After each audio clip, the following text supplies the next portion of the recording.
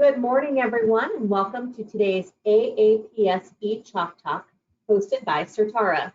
Today's eChalk Talk is entitled How Oncology Drug Developers Can Prepare for FDA's Project Optimus. It is my pleasure to introduce our moderator, Suzanne Minton. Thanks so much, Stacy, for that introduction, and thank you to AAPS for letting us produce this webinar with them. I'd like to introduce our speaker for today. It's Dr. Julie Bullock. Julie is currently a Senior Vice President in the Integrated Drug Development Group at Certara.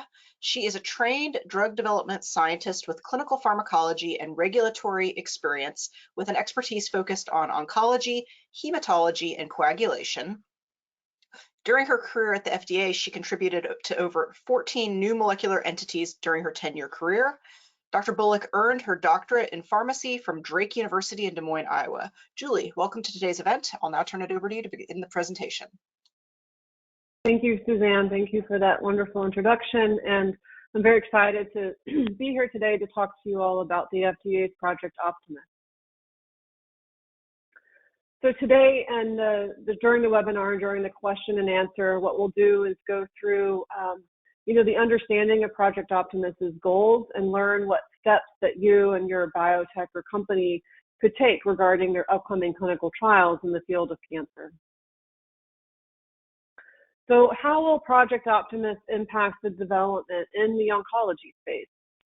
So most of us are pretty familiar with the typical approach for oncology drug development, which includes a 3+3 dose escalation study, which is depicted here in this cartoon, where patients in groups of 3 are given increasingly increased dose. And once the maximum tolerated dose has been identified based on dose limiting criteria, that dose is then determined to be the recommended phase 2 dose and is taken forward in a variety of different indications and also usually combinations. This dosing and this dose paradigm is based solely on safety and identifying the dose that most patients are able to tolerate, and usually does not include an assessment or contributions of the general clinical pharmacology characteristics of the drug or the efficacy seen. The agency over time has decided that this approach that we've used is not necessarily the best or most thoughtful for the targeted agents that are being developed in the contemporary oncology field. And so they have initiated Project Optimus to sort of encourage the clinical oncology space and the development space to take more thoughtful approaches to dose and dose exploration into their development cycles. So the reason why is that the dose finding studies done in the pre-market setting builds a great foundation for scientific selection of dose and provides eventually a more optimal treatment for patients. One of the other great benefits of understanding a broader dose response that's correlated around efficacy for your asset is that it provides for seamless updates to the drug and the dose regimen that happens post-approval. And this allows you to basically make changes to formulation or regimen that doesn't constrain you to the bioequivalence criteria. If you only look at efficacy at one dose range throughout development, then the BE criteria is what you would be beholden to. The other nice thing about having dose-finding studies in the pre-market setting is that having this data is going to prevent clinical holds and the need for additional studies in later development. And this is really being affected on assets that are in the current development space that may have a weak or not well-justified dose. The focus here is not only on improving tolerability, but also to understand whether or not we really do get more with giving more drug. So do we get more efficacy? From the tolerability standpoint, if a patient's taking your drug and they have toxicity and they aren't able to stay on therapy or they aren't able to stay compliant to therapy, then they more than likely aren't going to be receiving efficacy from your drug and therefore should potentially come off treatment and go on others. So having a better tolerability profile and really understanding, whether or not we even need to give these toxicities in the first place will allow patients to stay on working treatment for longer, and it also provides access to patients with poor performance status who may not be able to tolerate the MTD dose that's determined in the 3+3 escalation design. The agency is being very encouraging and has been wanting people to come in as early as pre-IND to discuss the dose finding strategy. And if you're in that pre-IND phase and you're working on developing your protocol for the first in human study, you will more than likely see comments from the agency with regards to your plans for expansion and how you plan to look at efficacy across the dose range.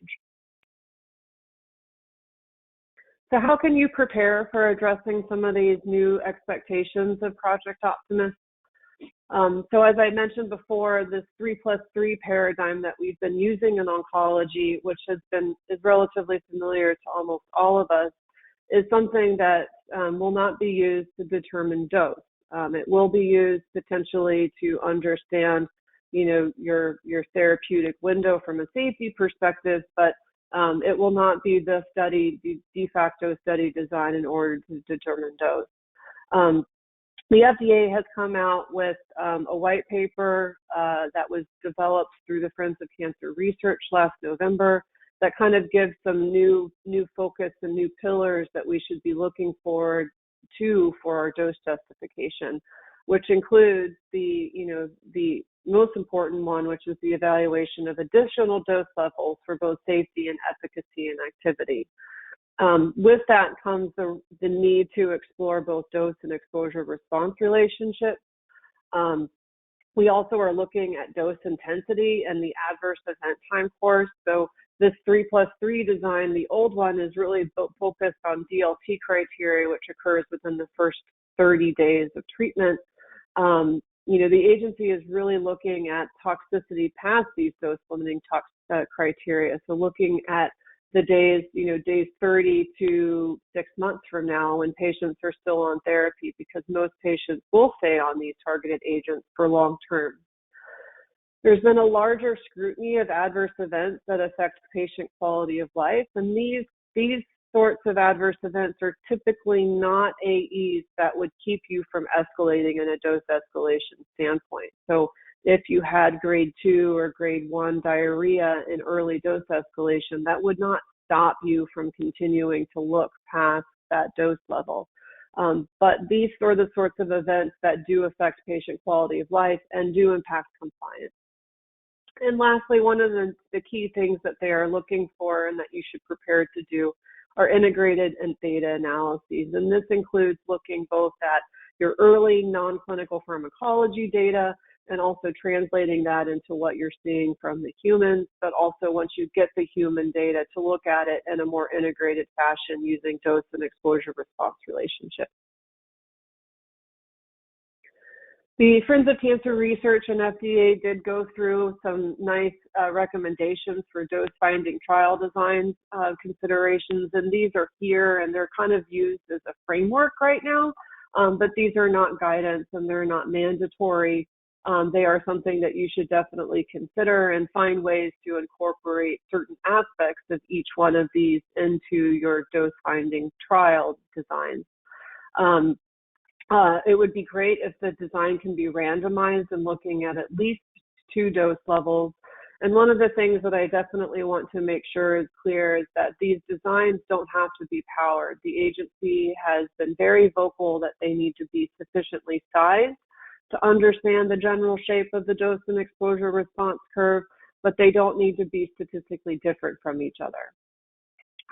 The goal of this design is to identify the minimally active dose or the minimally active exposure, and we also are looking for extended follow-up of long-term patients treated with different doses. So how is the long-term tolerability of these higher doses, and is that improved at the lower dose?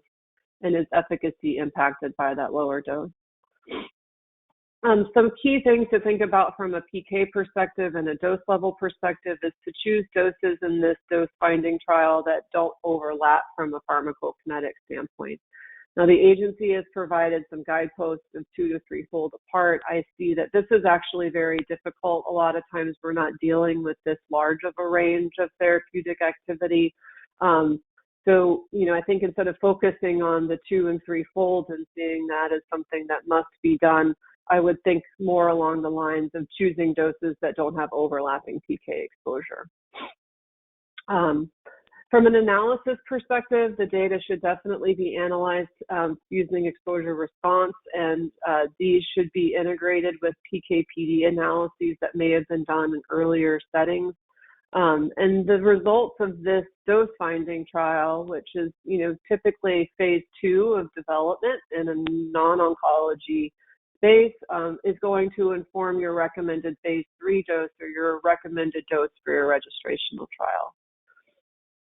If the efficacy and safety between these 2 dose levels are similar, the agency's been pretty clear that the lower dose should be the one that's selected for the final dose for the registrational trials. So the need to go higher really needs to be provided for with data and analyses to show that, like, you're either increasing response rate, increasing time to response, or increasing duration of response by giving more drugs. So the other question that I get a lot is whether or not Project Optimus is going to lead to the FDA making other changes in the oncology clinical trial space. This one is a slight of a conjecture question. I don't know. I'm not inside the agency anymore. But I think that Project Optimus, in addition to some of the other recent project initiatives that have occurred out of the agency, like Project Confirm, and the diversity projects are kind of bringing the oncology field up to the standard of other therapeutic areas. So for the last 15 or so years, the oncology field has been operating very fast with almost reckless sorts of development. We've been approving drugs based on single-arm trials at 1 dose level with minimal data and understanding. And I think that, we've learned that potentially that's not doing a lot of favors for patients. A fair amount of drugs have been taken off the market recently because they have not been able to confirm benefit or have become, or have dose ranging studies that are being done post-approval that will eventually change the regimen of the approved agent. And the agency, I think, is leaning more towards approving drugs and providing access to patients of development programs that have been tested a little bit more from both a dose perspective as well as an efficacy perspective. So Project Optimus is, one of many things that are occurring right now in the FDA space and the oncology space, but I think is really going to change the trajectory of this field in years to come. So with that, I will stop and see what sorts of questions we have from the audience. And I think Suzanne's going to help me moderate some of those chat questions. Okay, great. Thanks, Julie. As she said, we would love for our audience to enter their questions into the questions panel, and we'll answer as many as we can. So, Julie, do you have any guesses as to when the FDA will issue an actual guidance for Project Optimus? Yeah, so I get that question quite a bit, and they have the landing page, which is now public, and I believe is actually linked from our webpage as well. They do not have a specific Project Optimus guidance. They instead cite 3 guidances on that website: the population PK guidance, the exposure response guidance, as well as the dose ranging guidance, which is an old guidance, but still rings true. It could use a little bit of an update. I don't think the agency will provide for a specific guidance for Project Optimus into oncology dose finding. There are no other dose finding guidances in other therapeutic areas that outline considerations and expectations, so I don't necessarily know why the agency would do that for oncology. The other consideration also is that the dose finding approach is going to be asset specific. And so what works for one drug's mechanism of action and indication is going to be different to another drug and another indication. And so guidances are hard to write when you don't have a standard sort of hurdle to jump over, like some of the other guidances, which we all can kind of use as a general framework. So I guess that then leads to, so a guidance would be difficult, but are there general frameworks that the agency could come up with? And I think the answer there is yes. And I think that was discussed very nicely at the Friends of Cancer Research meeting. So that's usually where I point my developers is to that white paper. Excellent. In oncology, does this mean we can still proceed with a dose escalation study to maximum tolerated dose to primarily evaluate safety in the upper limit, then have a dose finding study that follows it as a phase 2 study that is capped as the MTD? Yes. In short, I think that is definitely one of our options for dose finding. So the one thing that I have seen people struggle with using this 3+3 MTD design to determine the dose levels for expansion that they want to take forward that may include the MTD and a lower dose is whether or not you are getting enough data from these cohorts of 3 subjects to really determine what that lower dose should be. And so that is part of the justification that you need to do for that expansion at 2 dose levels.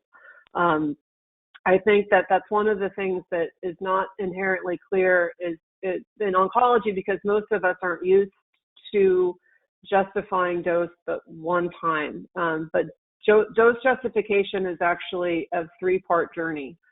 The first part journey is developing the dose justification for the 2 doses that you want to explore more. You have to, both high as well as low need to be well justified to say, like, this one is the maximum tolerated dose, the lower one is active, but we would like to see if it's less active or more active than the maximum tolerated dose. The second part of the journey is then looking at your data from these 2 dose levels to determine the 1 dose that you want to take to registration. And then the third part of your journey is going through the whole journey again at the time of NDA or BLA submission to justify your label dose. So most of us in the oncology space have been using dose justifications that occur one time at the end of dose escalation. And so we're not used to this sort of gated 3-step approach. And I see a lot of people trying to jump straight to the 3rd stage when they're really in the 1st stage. But in short to that question, which was very long, yes, but understand that the MTD design, the 3+3 design, might not provide you with enough information to tease out activity for that lower dose. Thank you. We've got a question on timing. Do you have any insights as to on what stage the agency wants to see these multiple doses explored? Could this be done in phase 1 expansion as opposed to a randomized phase 2 study? It can be done in phase 1 expansion. And I don't necessarily think that they have a preference on when the study is designed. I have gotten some feedback that I don't necessarily think they're all that keen to the seamless designs when it comes to going into a randomized study and then choosing 1 dose for the pivotal study, and that being in the same study. I don't know if it's because those specific studies didn't have appropriate stopgaps or what was wrong with those, but I have seen some comments that they prefer the exploration of doses to kind of happen either in phase 1 or in a separate study. You take that for what it is. I'm still trying to tease a little bit of that out, but earlier is definitely better. I don't recommend starting phase 3 at a dose that you think is optimized while doing in parallel a optimization study, because that puts your phase 3 program at significant risk. Similar question on timing. Should dose optimization be discussed with the agency at the end of phase 1 meeting or at the Type C meeting earlier in development? It will be discussed multiple times throughout development. The first time that you will discuss it will more than likely be at the end of dose escalation, which would be in phase 1. And then, of course, you would discuss it again once you're done with your randomized dose study, which would more than likely be at end of phase 2. These have a tendency to be type B meetings. Can you submit them as type C meetings? Yes, I think it depends on the topics and whether or not you want a meeting or just written agreement. But most of these have a tendency to be the more milestone type B meetings. Yeah. Great. What are your views about when a sponsor wants to move from monotherapy to combination? Are you expected to optimize the dose in combination again? If you've optimized it in monotherapy and you have a good justification that the optimal dose is not only efficacious, but hitting your target, and that doses higher or lower than that are less efficacious or don't provide for additional efficacy, then I think that you have done a good job at kind of showing the agency that you need to operate within the space of that dose level, whatever that should be. When you're moving into combination therapy, we obviously need to do a small run-in to make sure that that optimal monotherapy dose is safe to give in combination, but you shouldn't have to re-justify the dose in combination if you've adequately done it in monotherapy. Now, most people in oncology want to do all the things at the same time. So we are trying to optimize our monotherapy dose. We want to take it into combination at the same time, and we want to explore 5 different indications. So I think that's actually one of the problems with oncology drug development, and I think that dose optimization might slow some of that down or really make you guys think about what you want to do at risk. And if you choose to optimize the dose in monotherapy, or if you choose to move to combination therapy before you've optimized your dose in monotherapy, you basically are setting a course to the fact that you have to optimize both mono and combo at the same time. And at the end of that exercise, you might have different dose levels that might not speak well to each other. So it's really your risk. Will intra-subject dose escalation be discouraged in phase 1 dose finding to better understand differences in long-term safety at lower doses? That's a great question. And I think that for patients that are not responding to therapy at lower doses, it's not necessarily ethical to keep them down there. And I think it makes sense to intrapatient dose escalate, especially because as long as you're not dealing with an aggressive tumor, it can kind of help you understand, what the lowest or minimum effective concentration is, or minimum effective dose, because as you escalate that patient up, if they start to achieve response or tumor growth reduction as you increase dose, then we kind of know that those lower doses are not going to be preferential from a starting dose perspective for efficacy. I think if you have a patient that's responding on therapy, there's no reason to increase their dose. And instead, it would be great for you to understand the long-term safety of that dose level versus just increasing the dose for no reason. So I would only use intrapatient dose escalation in patients who obviously are capable of going up because they're having no adverse events at their current dose level and who are not responding. Makes a lot of sense. You refer to comparison of efficacy at different dose levels. Is the expectation that this would be conventional efficacy standpoints, or should we integrate less conventional endpoints that are consistent with but don't prove efficacy? Yeah, that's a great question. And most of our I guess my answer to this is that it really depends on the asset and the cancer that you're working in. So if you have a really good PK/PD or a biomarker that you can use that moves, I think that, and it's related to mechanism, and we think it's correlated to efficacy, it's definitely a good supportive argument. It would be great if there's some sort of response, ORR, sorts of, or PFS, or hopefully we don't have to get into OS in this stage to support those PK/PD relationships. The other thing that I've seen people that needs to be done is while there might be the same overall response rate between two different dose levels, if you pull back some of that information and you look a little bit further, you might start to see differences in time to response or duration to response at different dose levels. And so looking at swim lane plots and looking, just at each individual patient to see, like, are my responses occurring sooner or later, depending upon dose, is something else that you can consider and use in your dose justification. So while this answer is very meandering, I think you're starting to maybe hopefully understand that the dose justification in oncology is not going to be based on one thing. It's usually, there's at least 5 things that you need to be looking at.